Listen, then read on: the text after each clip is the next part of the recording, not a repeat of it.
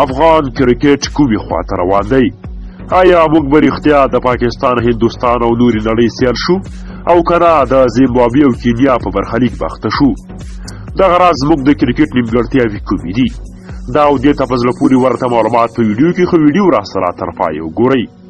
خوږو زړه ته رانږدې مینهوالو السلام علیکم. یوې بلې په زړه پورې ویډیو ته دلته ښه راغلاست یم. فعل به له ځوان وطنانو وکړو، ځکه د کرکټ بنسټ له ځوانانو کېښودل کېږي. د 19 کلانو کرکټ ملي لوبډله 2 کاله وړاندې داسې نه وه، بلکې د اتلولۍ تر کچې رسېدلې وه او لوبې یې ګټلې وې. 2018 کې د اسیا تنکیو ځوانانو 500 وري جام یې وګاټه.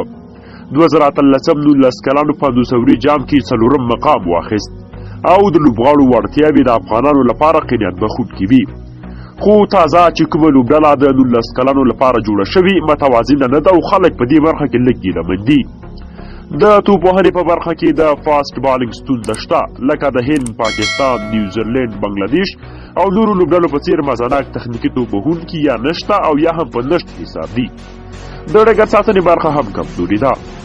که کرکټ بورډ غواړي چې په راتلونکي کې یوه پیاوړې 19 کلانو کرکټ لوبډله ولرو، نو باید غوراوي او نورو برخو کې پیاوړو لوبغاړو ته زمینه برابره شي. ښه روزونکي باید وګمارل شي چې له لوبغاړو سره په کنډیشن او وضعیتونو کې ښه خواري وکړي، تخنیکي وړتیاوې لوړې کړي او په صداقت سره مخته ولاړ شي، نو پایله به یې خامخا مثبته وي. له 2018 څخه وروسته افغانستان په کورني کرکټ کې فوق‌العاده پرمختګ کړی. لسګونه کرکټ اکاډمیانو کې مسلکي لوبغاړي روزل کېږي چې ځینې له فطري وړتیاو سره کولی شي چې ملي او 19 کلانو لوبډلو کې ولوبېږي او هېواد ته لاسته راوړنې راوړي. خو په دغو دوو لوبډلو کې ورته ځای نشته. لوبغاړي ښه ډېر دي، خو د لوبېدو چانس باید ورکړل شي.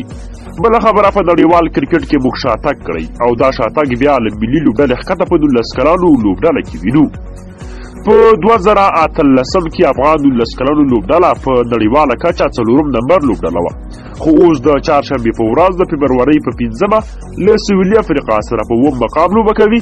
نو دلته موږ شاتګ تجربه کوو چې 3 یا 4 قدمه شاته ولاړو. نو په هېوادني کرکټ کې افغان لوبغاړي شته او پرمختګ شوی دی، خو په نړیوال کرکټ کې مو شاتګ کړی او دا په رهبرۍ برخه کې په ځینو علتونو پورې اړه لرلی شي. راځو په ملي لوبډلې او په ملي کرکټ غږیږو.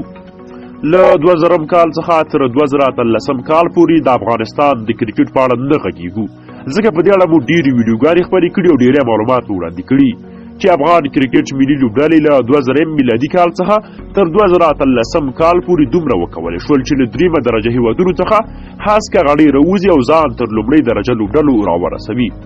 نو دا هغه څه دي چې د دې هېواد په مثبت کرکټ دلالت کوي. هغه وخت په افغانستان کې د کرکټ مسلکي لوبغاړي ډېر کم وو، خو بیا هم کرکټ بریالی و او لوبډلې ښې لاسته راوړنې لرلې. اوس مهال د کرکټ ملي لوبډله د یو ورځنیو په 10 غوره لوبډلو کې شامله ده. د ټیسټ لوبو په 10 غوره لوبډلو کې ګډونواله او په 20 ورځ لوبو کې تر 1 مقام را رسېدلې ده. خو له 2018 له وروستیو څخه تر 2020 لوبډیو پورې دا لوبډله ښه نه ده ځلېدلې. یو علت دا دی چې افغان کرکټ ملي لوبډله تازه د کرکټ نړیوالې شورا بشپړ غړیتوب ته داخله شوي او دې کچه لوبډلو کې د استرالیا، هندوستان، انګلستان، نیوزیلینډ، افریقا، ویسټ انډیز، بنګلادیش، پاکستان او سریلانکا په څیر پیاوړي لوبډلې یعنې بشپړ غړیتوب لرونکي لوبډلې ګډون لري. دا لوبډلې له لسګونو کلونو راهیسې دې سټیج کې یا په دې کچې کې لوبېږي او د کرکټ نړیوالې شورا رضایت یې حاصل کړی دی.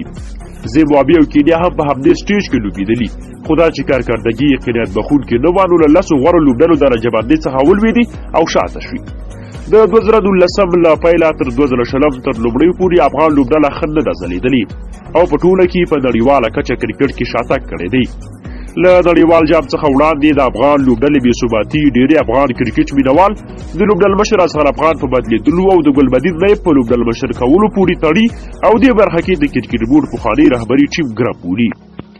افغان کرکټ ماهرین او مینوال په دې اند دي چې د 2019 نړیوال 500 ورځ جام په درشل کې د زوړ لوبډلمشر لرې کول او د نوي کم تجربه لوبډلمشر ټاکل د لوبډلې د کمزورۍ او د لوبغاړو د بې اتفاقۍ سبب شو.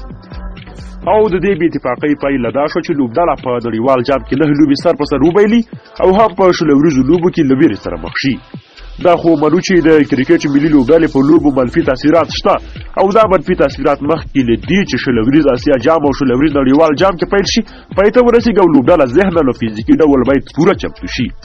دا کار هله شونی دی چې کله لوبغاړي په اتفاق وي او د زړه له کومې د هېواد د بقا لپاره او د هېواد د بیرغ د سرلوړولو لپاره خپله خواري وکړي او خپل محنت وکړي. ستاسو نظر ډېر مهم دی. ویډیو لایک کړئ، خپلو دوستانو سره شریکه کړئ.